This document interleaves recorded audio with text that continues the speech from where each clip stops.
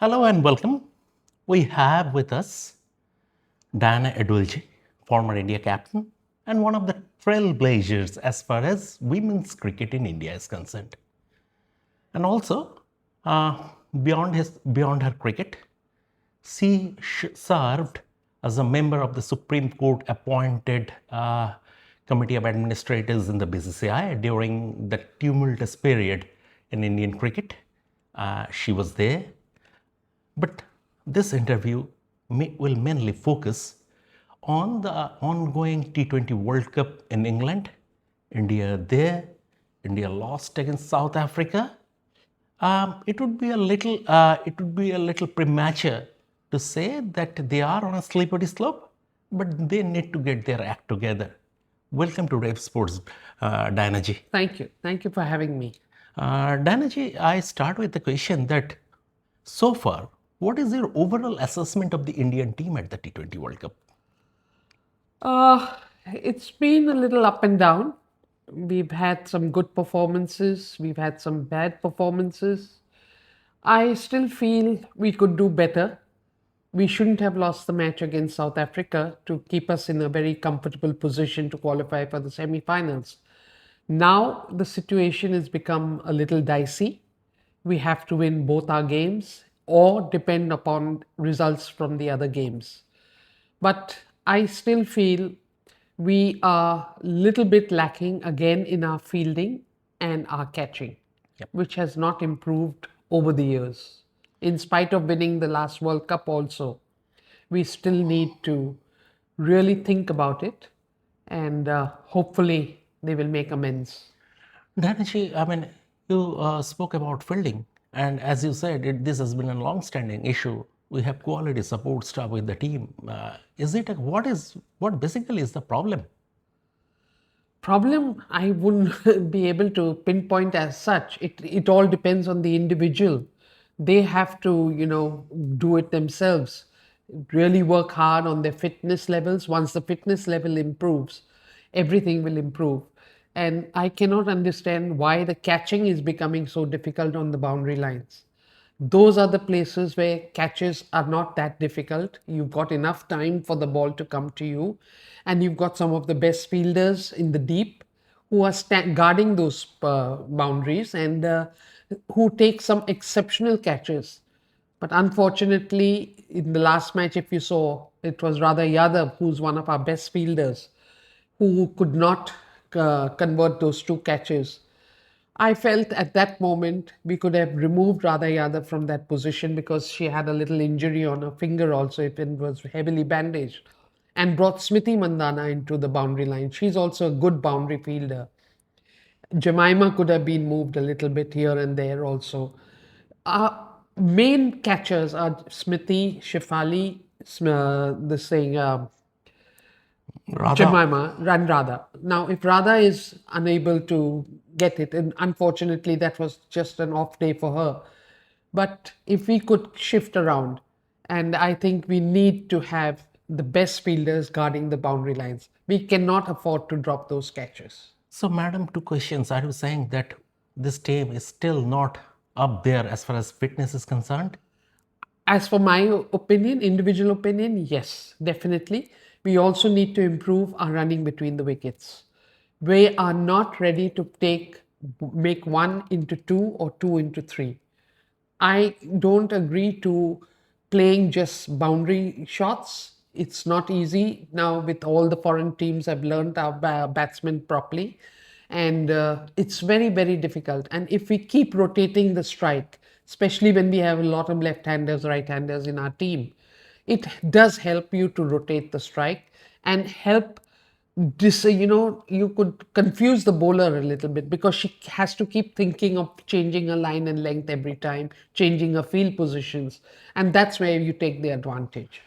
And also, as you mentioned, swapping Radha with Smriti in the deep. So, do you agree that tactically also we have missed a few tricks in that game against South Africa? Yes, we did. We did miss a few tricks, and I think we need to be a little alert. Maybe if the people on the ground are not this thing, I think we have got some very good support staff. Amol is there, everybody is there. they could immediately take decisions and pass the message on to the captain to make these changes. These are small things, but it'll go on to help us win. Danaji, now I come to the middle order model. The openers have been giving us starts, top order has been contributing. But I'm taking names. The captain Harmanpreet Kaur and Yastika Bhatia.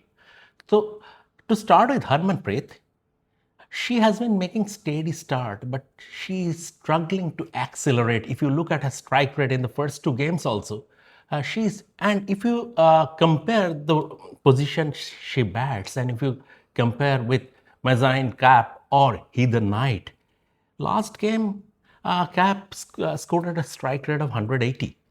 Um, Over the last 3 years, Harmanpreet's strike rate in that position is below 120. So that she is struggling to up the ante. Is this a matter of concern? Yes, it is. I don't know what is the reason for that, because I'm sure she doesn't have a strike rate like that ever in the past. What I've seen her, and she's played under me also, she is an excellent hitter, and we've seen that. I think she should play freely and not worry, because we do have Dipti and Radha, who's the wicket keeper? Richa. Richa Ghosh, sorry. They are there to finish the innings. So if she could play a little more attacking with Jemima and Yastika playing around her, I think that will make the team much more and we could go past the 160, 180 mark.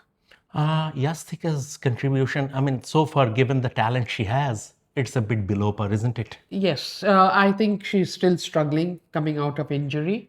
If you could see when she was chasing the ball, also, she was a little on a limping side, and I don't think she's 100% fit, but that's for the team to decide and the physio to see that. But we could definitely then place her in a better position to field and cover her up there if we are getting contributions with the bat from her. Overall, what is your assessment about our bowlers? I think we need a wicket taking medium pacer. We are playing bowlers. Yes, Nandini is new. She is capable of getting wickets. But I think not playing Amanjot. no, not Amanjot is ruled out. Ruled out. The other girl, Kranti Gaur. Kranti. I think that was a big blunder. We should have played her because she is the one who's taking the wickets. Arundhati Reddy, yes, is a good bowler, but at least in the past few games that I've seen where she has played, she hasn't contributed with a wicket. So we need to take wicket taking bowlers in the front to enable us to, get and put little less pressure on the spinners. At the moment, Dipti and Charni are the only two spinners who are doing a wonderful job and still need to work hard, because and if we are using Shifali as a 4-over bowler, means we are running short somewhere. I'm coming to Australia game a little later, but first Bangladesh. Do you think that could be a banana skin game? Yes, Bangladesh, we cannot underestimate them. They are a good side. They've been giving a run to all the teams. They've got very good spinners. And I think we'll have to really pull up our socks to play, because this is the game where we have to really keep our run rate, net run rate, if we want to qualify, to help us go through, with the net run rate. But one advantage India have, that the first two matches, the way they have won convincingly, and they have a very, very healthy net run rate. So if they win their next two matches, very likely they would be through to the semifinals. And do you think they will carry the confidence of that 50-over format semifinal? And completely under pressure, the way they brought out their A game against Australia, but that was on home soil. But do you think they will carry that confidence against Australia? See, comparing a 50-over game to a T20 is very different. Australia will be a different ball game completely in the T20. We are more suited for the 50-over game.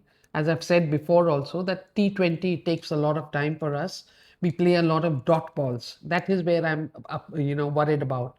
If we could cut down on our dot balls and keep rotating the strike, we will be able to manage and beat. But even if we win, we still have to lift our level of game, because in the semi-finals also it's not going to be easy. And God willing, if we reach the finals, even that will be difficult. As a former captain, what would be your suggestions to the team, especially looking at the Australia fixture? What would be your suggestions to the team as regards team composition and as regards approach? Approach is play fearless cricket. Don't play under pressure. You've never played under pressure against Australia, whether it's at home or when we went to Australia. We've beaten them in the past. We've had a series where we won 2-1, I think. And I just want the people to come forward and play their natural game. Smriti and Shifali are giving you good starts, but I would also request them to at least one of them should stay till the end. That will help a lot of easing the pressure, because a set batsman going into the 20th over will really help boost the total. And they are good strikers of the ball, and I'm sure that will ease the pressure of Harman, Jemima, and Yasnika. And let Richa, play her natural game, which she does, and help her be free and let her score freely. And finally, Diana J, do you think also, as far as captaincy is concerned, Harmanpreet, especially in the next two matches, especially against Australia, she needs to stay a bit ahead of the game, because against South Africa, as you have also mentioned, it felt like as a captain she was playing catch up. Yes, I agree with you. I definitely would want Harman to be a more proactive captain, take the right calls, speak to her bowlers. Field placement is very important. If you saw, Marianne Cap was using the leg side boundary a lot. We had a short fine leg, we moved back to fine leg, came back to short fine. All those type of things, no. The bowler must have confidence in her bowling and support the captain with the field set. You have to bowl according to the field set. And once that is done, I think she has to be proactive, and I'm sure she will be able to pull up her socks. Finally, how confident are you that India would make the semifinals? I am very confident. I definitely would want them to be in the semi-finals, but they have to play to their potential.